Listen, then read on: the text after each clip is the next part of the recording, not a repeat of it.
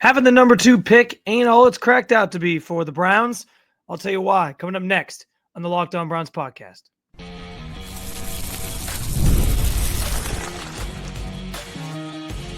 You are Locked On Browns, your daily Cleveland Browns podcast. Part of the Locked On Podcast Network, your team every day. What's up, Dog Pound? I'm Spencer German, your host of the Locked On Browns podcast. I'm proudly covering your Cleveland Browns each and every single day in the land and on the road.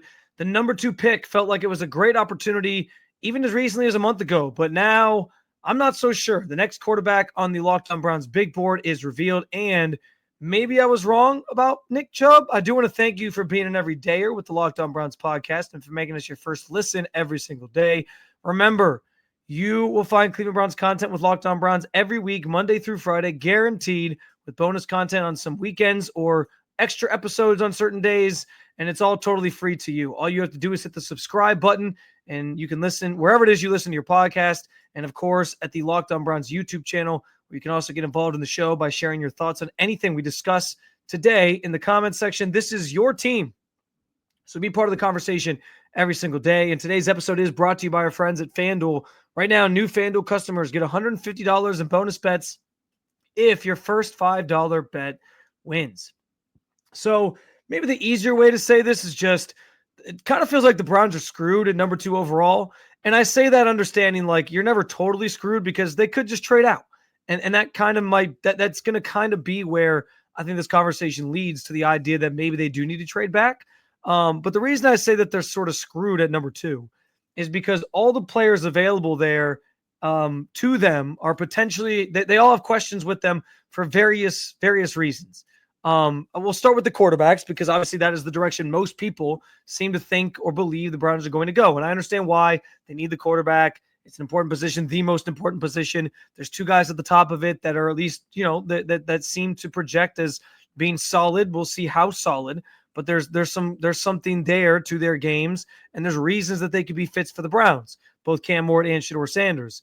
But the consensus across the board has been and continues to be that this year's quarterback class is, quote unquote, a down year. It is not this great quarterback class, and even the top 2 guys have their fair share of flaws and problems that, should give teams pause to just willingly draft them, sign up for them, and bring them to their organization and bank on them being a franchise quarterback. When you have the number 2 pick overall, that is what you're trying to find. You are trying to nail the quarterback position and find the guy that is right for you if you're taking and is the franchise, face of your franchise type guy. If you pull the trigger on 1 or 2, like that is what you're basically saying you're trying to do if you pick one at that spot. That's not to say neither of these guys can't be that. That's not to say the Browns won't necessarily come April 24th feel that one of these guys is going to be their franchise quarterback and pull the trigger. That very much that could happen. Like I'm not going to sit here and tell you that it won't or it shouldn't or whatever. Like the Browns may decide they love one of these guys. They believe it's a franchise guy and pull the trigger. But again, the consensus seems to be that this class is a down year, that these 2 top guys, Shedeur Sanders and Cam Ward, would be like, 6th, 7th, 8th in last year's quarterback class. And so it doesn't feel like for the value is truly there for a guy at number 2 overall. That doesn't mean that a team like the Browns can't talk themselves into taking somebody in the top 3. That can always happen and that can always change. But that is the consensus about this quarterback class. So that's where we start and where this conversation begins about the Browns sort of being screwed at number 2 right now, given the players that are going to be available, because there's a scenario where they maybe they go through the process, evaluate these guys, and they decide, you know what, neither of these guys are worth it at 2. Even though they need the position, even though it's the most important position to need, even though they massively need to fill that void, they could just come to a conclusion that neither's worth it at 2. And stay and not necessarily do it. But there's more to this because the other 2 players that the Browns have most notably been linked to and that are talked about as being the number 1 overall pick or in the running for the top 2 picks or 3 picks are Abdul Carter and Travis Hunter. Let's start with Abdul Carter. I talked about this late in the week last week from Indy at the Combine. This foot issue, while it doesn't seem like it's going to cost him anything right now, he doesn't need the surgery. Doctors told him he's fine. He can keep on going. He can do his pro day. He can go through this process, get drafted, and no one's the wiser. That's good news for Abdul. And it's good news that he doesn't need the surgery at this juncture. But I say at this juncture because is there a guarantee that he won't need surgery at some point? I can't guarantee that. I don't know if he can guarantee that. I don't know if the doctors can guarantee that. And I use the example of Julio Jones. Julio Jones had the same thing happen. There was a small fracture found in his foot during his combine. Ended up having the surgery. Had 8 weeks to recover. Didn't miss any time. Had a great rookie year. Comes back. And then 2 years later, the screw they put in his foot explodes. He has to get it replaced. I don't think the foot really bothered him the rest of his career. But there's examples of a guy like Sammy Watkins, another wide receiver, who had a similar procedure done into his career, not as a rookie. And he was never really he never became the player that he was expected to be, being a top 5 pick like he was. So those are the 2 examples I pointed to the most. They're the most prevalent in my mind. And so, yeah, like one turned out to have a Hall of Fame career. One had a potential Hall of Fame career derailed because of this injury. So I just I don't know that the Browns can put their eggs in that basket if Abdul Carter's there and pull the trigger, knowing that there's this foot injury that could become larger, could perpetuate into something bigger or something else that then leads to him missing games, missing time, maybe derailing his career entirely.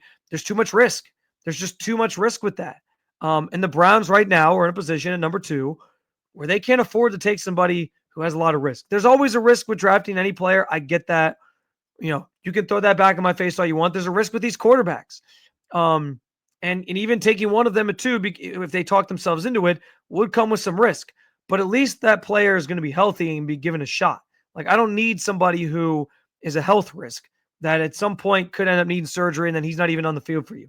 That's a completely different version of risk that we're talking about than the always assumed risk of drafting any player in the draft, because it's an inexact science. There's always, guys that you think are going to be great that don't turn out, and there's always guys that you don't think are going to be anything that do turn out. So it's just kind of the nature of the draft. But this is a different kind of risk that I just don't think the Browns can take on or afford to accept or sign up for. So I'm out on Abdul Carter for that reason. That brings us to the next option, which is, of course, Travis Hunter. And I think Travis Hunter is a damn good player. I think he is very much worthy of the number and any of the top picks in the draft. I think there's a case to be made that he should go number 1 overall to the Titans. I mean, hell, he might go number 1 overall to the Titans when it's all said and done. They might fall in love with him. That might be the generational talent that they were talking about. Pull the trigger, get their guy, and have this 2-way Shohei Ohtani-like player that they think they can do a lot with. And that's great. Maybe the Browns feel that way too. But drafting Travis Hunter doesn't fill one of the more pressing needs on this team. Receivers up there, it's a need they have. But they have bigger fish to fry than just wide receiver. And as Ingeberry said, wide receiver is what they view Travis Hunter to be primarily. They think he'd be better suited to be a wide receiver with maybe some work, putting some work in as a defensive back. Every team I think will have some variation of him playing both ways in some capacity. I think you have to do that. But I don't know that in a year where this regime has, to save their jobs, they're trying to, find a foundation, find a franchise quarterback, potentially right the ship, that drafting a guy they view as a wide receiver, number 2, makes a lot of sense. And so for that reason, it just feels like all the options in terms of players they could choose are kind of like it's just kind of like one big, okay, I don't know. Like it's one big question mark for all these guys. And I get every year there's questions. But like if this was last year's draft and you were number 2, I would have said draft Jaden Daniels and keep it moving. Nobody would have been mad at you for that. And in the end, it would have turned out to be great because Jaden Daniels is special. He showed that this year. But this year, there's just so many questions with all these guys for different reasons. And maybe not so much with Travis Hunter in terms of questions, but it just doesn't seem like if you view him as a wide receiver, that's not something that you're necessarily looking to fill at number 2. It's been a long, long time since a wide receiver went number 2 overall. And that's what the Browns view him as. So this kind of all leads to a conclusion for me that maybe the best option is to trade back. And I know I said this at the beginning of the offseason. I'm not trying to be Debbie Downer guy who's like raining on your quarterback, draft plan parade, but it just feels like that's at a spot where you could end up just sort of feeling like you don't have a lot of good options in terms of players you can pick.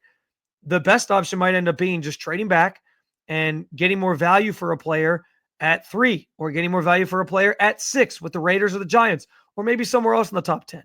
But I'm having a hard time seeing the optimism in being number 2 overall right now with the players that could potentially be on the board for the Browns, because there's reasons why all of them don't really make a lot of sense, or there's too much risk involved, or whatever it might be. And so again, that might just lead the Browns to feeling like they got to trade back and take their chances with maybe a Jackson Dart or a different quarterback if they don't love either of these guys higher on the board. Now, if they have like a top 15, top 20 grade on one of these quarterbacks, I ultimately think they'll pull the trigger, because at that point, you always got to overdraft quarterback, and they probably will. So I still think that's probably the way they lean or they go. But it's just kind of, what we once thought was a great opportunity. Oh, you ended up as number 2 and there's a chance to get a really good player there. It sort of feels like it's lost its luster a little bit, at least for me, since the start of the combine this past week. Speaking of quarterbacks, it's been a while since we've updated our Locked On Browns quarterback big board, but with free agency coming up here in just a couple weeks, let's give you an update on who's next, who falls in line next on the board. We'll do it coming up next on the Locked On Browns podcast. When the game tips off, the NBA action is just getting started, and there's no better place to get in on it than FanDuel, America's #1 sportsbook. With FanDuel, you can place live bets throughout the game. So even if you missed the opening tip-off or you want to bet on a fourth quarter comeback, you can stay in the action. And if you're looking for a bigger payout, you can even combine your live bets into a same-game parlay. With the NFL season behind us, you already know I'll be betting on the Cavaliers even more. And given the season that they're having, they got a really good shot at potentially winning it all. So you can get in on that action as well. Play a futures bet, do some same game parlays, whatever it might be, and you can cash out big. Also, when you bet on the NBA, the app is super easy to use, and when you get paid, you can cash out instantly. Right now, new FanDuel customers get $150 in bonus bets if your first $5 bet wins. Just visit FanDuel.com to join today. That's FanDuel.com for your shot at $150 in bonus bets. Make every moment more with FanDuel, the official sports betting partner of the NBA. All right, it is officially time to update our quarterback big board. It's been a while. I don't even remember the last time we did the quarterback big board, because it's been the combine week. We were filled with all kinds of content. We had all sorts of other stuff to get to, I think, the week before that, or at least the part of the week before that. So it has finally come time to update the big board. For those who need a refresher, we'll go backwards with you, or we'll start from the beginning. I said the #1 option on my big board was Matt Stafford. Well, that's off the table now. We can eliminate him off the big board because he's staying in LA. That was a big storyline that sort of percolated out in Indy all last week. What was he going to do? He was, looking into other options, sort of weighing where he could potentially land. The Raiders and the Giants were heavily involved. And then in the end, the cooler heads prevail. He ends up staying with his team, the team he's already with, LA, not going anywhere. And that is big news, by the way, because as we talk about the Browns potentially trading back, the two teams that most likely would consider trading with the Browns are the Giants and the Raiders. Now that both missed out on Matthew Stafford, that becomes an even larger possibility, because those two teams are desperate for quarterbacks in the same way the Browns are desperate for quarterbacks. And so because they missed out on Stafford, now there's a possibility that they look to move up. Maybe they can move to 2. They could even look to move to 1 to jump the Browns if there's a guy that they really want that they're worried about the Browns potentially taking. So the options are endless, but it's notable that nobody in this group that we're talking about, these teams near the top of the board, got Matt Stafford. And so we cross them off the list, which basically means like I'm going with the rookies next as my best options at quarterback. At least the top 2 guys. I'm saying Cam Ward. I'm saying Shedeur Sanders are sort of next on my big board, and obviously still very much available at this point because they're draftable players. And so those guys that were next in line on my big board, which brings us to the 4th spot on the Locked On Browns big board in terms of the quarterback position, and who the Browns should be looking to get, should be looking to add, how we feel about these guys in terms of like a power ranking style thing. And fourth on the list for me is going to be Kirk Cousins, believe it or not. And the reason is this. I understand that Kirk Cousins at this age, in this stage of his career, is not the sexy name that he once was. I understand why there's hesitation from Browns fans like, I don't want this guy. He's coming off the Achilles. He's not very good anymore. He didn't look good in Atlanta. I do think there's some context to that. We've heard the reports that, I guess he was dealing with some sort of shoulder issue, which I guess would be a concern, is like, okay, maybe that's part of the reason. That's another reason not to go get him, is he's dealing with injuries at this point in his career. So I can understand that. But on top of that, there's the fact that the Falcons were not running an offense that suited Kirk Cousins, which was kind of stupid on their part to sign him to the massive contract they signed him to, and then be like, you know what, we're not going to run an offense that fits you. Like, I get you got to be able to fit your offense players got to be able to fit into certain offenses and different offenses. But at this stage of Kirk Cousins' career, like, he is what he is. To not at least cater your offense somewhat to that player was kind of, silly. And I think the best case scenario for them at this point is that they move on from him. Now, they have been adamant. Fontenot, their GM, has said they are not going to cut him. They feel good about him being a backup for them next year, and they're comfortable with that. I'm calling BS, honestly, because they're not going to let Kirk Cousins sit on this roster and just waste away. And they're certainly not going to let him sit on the roster beyond, I think, March 17th, St. Patrick's Day, because on that date, he is due a $10 million roster bonus. And frankly, it would be stupid to guarantee him even more money, send even more money to him just to be a backup on your team when you don't even want him to, like, when you're already paying him as much as you're paying him, just to rot on your bench in what is now kind of a wasted contract. So I think before March 17th, the Falcons are playing hardball right now. They're going to survey the landscape, see who really wants Kirk Cousins. They'll probably try to trade him in some capacity. Nobody's going to bite. And you know what's going to happen? He's going to get released. And when he gets released, the Browns are going to swoop in, and they're probably going to sign him to the vet minimum, and they're going to bring him to Cleveland to reunite with Kevin Stefanski and be likely a starting quarterback potentially to start the year, and pave the way for one of these rookies that they end up drafting to take over at some point next season. Or I guess if they draft a later round guy, maybe Kirk Cousins gets a year to see what he can do. But that's going to be, I think, the way this thing plays out. And I do think it's a viable option. Here's the thing for me. This is the key part of this, because I get the Kirk Cousins slander. I get that people aren't buying in to him being great anymore, and they have their doubts and they have their questions. Fine. I get why it's not the sexy name at this point in his career. Nobody thinks Kirk Cousins is like really selling tickets and getting everybody excited and razzed about the season. Fine. But here's what I'll say. None of the options that are out there in the veteran market are great. Matt Stafford was the best one, and he was a trade. He was somebody you had to trade for.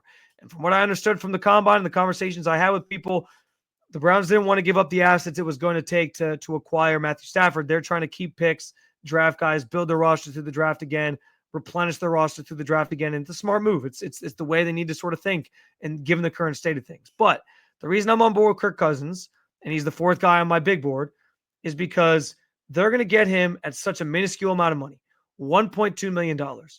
Why not? For $1.2 million, why not try to see if there's something left in the tank for somebody like Kirk Cousins, and if he can still bring something to the table that the Falcons obviously couldn't get out of him, and that Kevin Stefanski maybe can, because he did when they were playing together when he was his coach in Minnesota. That's maybe the thing that intrigues me most, is the fact that him and Kevin Stefanski have this connection. He's going to fit the system. He's going to fit the offense. And so Kevin Stefanski's with other average to above average quarterbacks, he has gotten a lot out of those guys because of his offense and the nature of how it's run.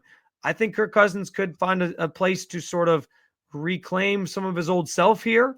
And for $1.2 million, why not give it a try? The Browns are shopping. They're bottom of the barrel shopping right now. Like that's where they're at. They are desperate for a quarterback. And so if for $1.2 million, no one's the wiser. If he stinks, he stinks. But you're only costing $1.2 million. That's nothing compared to the $230 million that you guaranteed to Deshaun Watson to stink on this roster and suck on this roster. So why not give it a shot? I like the idea of Kirk Cousins. I don't know if he's got a lot left in the tank, and I agree with you on that if that's your stance on it. But for $1.2 million, you might as well find out if he can revive his career a little bit with Kevin Stefanski, a coach that he trusts, a coach that he's played well with and that he's worked with before. I'm on board with it. And so for that reason, he is my fourth guy on the Locked On Browns QB big board that we're sort of going through here. And we're going to have to get in. We're going to have to get into this hot and heavy. I think we should go to like 10 to 15 on this list but we got to keep going because free agency is coming up next Wednesday. So we'll find out more of who's on this list in the days and week or so ahead. But in the meantime, I'm starting to wonder if I was maybe wrong about Nick Chubb. We'll talk about it coming up next on the Locked On Browns podcast.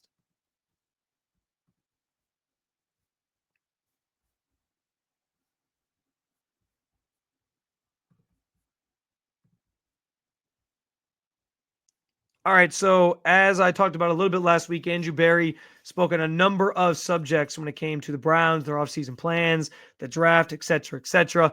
And one of those things was the future of Nick Chubb. And he was very blunt. He was very honest. They are expecting Nick Chubb to hit free agency. I'll play you the clip again right here. Nick Chubb to hit the market. I would say at this point that we do expect Nick to hit the market.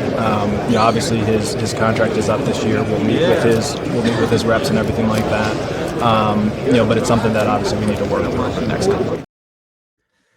So I'm going to be honest, hearing those comments back, hearing them again, and kind of reading back and going through some of the audio and video that I got during the combine and hearing that specific clip, hearing and talking to people around the combine, there's a kind of a negative opinion or a negative thought on the future of Nick Chubb in terms of Cleveland. Like there seems to be this overwhelming or prevailing thought that he probably isn't back with the Browns next year, which is not what anybody wants to hear. No Browns fan wants to hear that. I get it. It's unfortunate. Nick Chubb has been a face of the franchise style player for the last 7-8 years now since he was drafted in 2018. And nobody expected his career to end in Cleveland, potentially the way that it has with, back-to-back years with season-ending injuries and whatnot. But anytime a player is going to hit the open market, there's always a chance they leave. Barry didn't seem like too optimistic about it. And what he's saying this year is a far cry from what he was saying last year when he basically was telling everybody, like, we're not going to let Nick Chubb's Cleveland career end the way that it did last year with him getting carted off the field in Pittsburgh and, wondering if he'd ever play football again. We're not going to let that happen. We are going to be all in on bringing him back and finding a way to make this work. Now, maybe that's the difference between a player still being under contract and you're going to sort of sort through those things and a player who's destined to be a free agent. You don't want to promise anything because, there's always a chance he gets more money elsewhere. But it certainly sounds like from the conversations I had, from what was talked about, from Barry's comments there, that Nick Chubb might not be back. Like there's a real possibility he might not be back with the Browns. I get it. It's a hard pill to swallow. I'm going to say this though, and it's probably against my better judgment to put this out on any sort of, content that I'm producing or delivering here. But I'm hopeful. I am hopeful that they'll figure this thing out. I've said it from the beginning. I think there's an easy path back an easy path towards getting Nick Chubb back in Cleveland next year. From a number of fronts. A, he wants to be here. He has said that time and time again that he wants to be a Cleveland Brown, that he wants to finish his career where he started it. All those different things that he's brought up at different points of over the last, even just as recently as like 3-4 months, he's said all these different things. So, he wants to be in Cleveland. That's usually a good sign that you can get somebody to come back on a moderate price, that it's not going to take, a ton of money to bring them back. I think the injury situation impacts his value.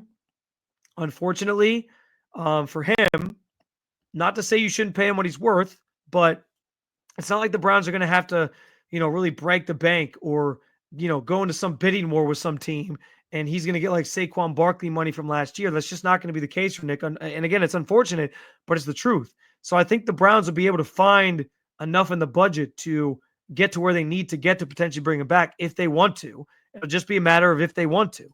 And then the other part of this, again, is just the PR side of it. This team right now is reeling from the Deshaun Watson situation and everything that came with that, the treachery that is the contract, that is a dark cloud hanging over this organization, the decision that was made to even bring him in the first place, all of those different things are a stain on this organization right now that they're trying to clean off with a tied to go pen as quickly as possible. And Nick Chubb helps disguise those things. Having him around simply is enough to make people sort of, not think about the ugliness of the current state of this team. And so it's the easiest PR move you can make to bring back a player that is held in such esteem the way Nick Chubb is, as you deal with another star player, Myles Garrett, by the way, wanting out of town, demanding a trade, all these different things. Bring back the guy who wants to be here, who wants to be part of this organization, who has continually said he wants to be part of this organization. Make it happen. You want to talk about like taking the easy out, taking the easy, like something that's handed to you on a silver platter, the good PR that could be handed to you on a silver platter by simply bringing Nick Chubb back and giving fans something to be excited about and happy about for next season. That's it. For a group that's been an apathetic fan base for the majority of last season after the Deshaun debacle and then how that season played out, an easy way to get people to at least care on some level is to do the easy thing and sign a player that is resoundingly loved and adored by the entire fan base. It all still adds up to me like an easy, like something that can get done. So maybe I'm wrong here. Again, understanding what Barry said didn't sound very good. Understanding what I heard at the combine, where people are starting to think that he's probably not going to be back, and it seems like it's kind of taking a turn here, where it's more so the common thought is he won't be back. I'll go against the grain, and I'll be the one to put my hand up and say Nick Chubb will be back next year. I'm holding out hope. I don't think he's a lead back anymore. I don't think he can be like your workhorse guy. But I think you pay him to come back. He can have a role in this offense. You draft a guy to pair with him. That's your new sort of feature back. And no one's the wiser. You have this great backfield that could have a lot of potential if Chubb does bounce back from this latest injury and the knee injury to get some semblance of the player that he used to be. So I'll go out on a limb and I'll say that despite how ominous things might sound right now, Nick Chubb will be back in 2025. And if I'm wrong, you guys can let me know. Another episode down with you, Dog Pound. Thank you for joining me as always to talk about your favorite football team. More to come this week as we'll talk more about the quarterback big board and get you ready for free agency, which opens up next week. So make sure to hit that subscribe button if you haven't already to make sure Locked On Browns is your first listen every day. For your second listen, go find the new Locked On NFL show, or you can keep it local. Check out Locked On Cavs, Locked On Guardians. Thanks for being an everydayer at the Locked On Podcast Network. I will talk to you again real soon, Cleveland. But for now, peace.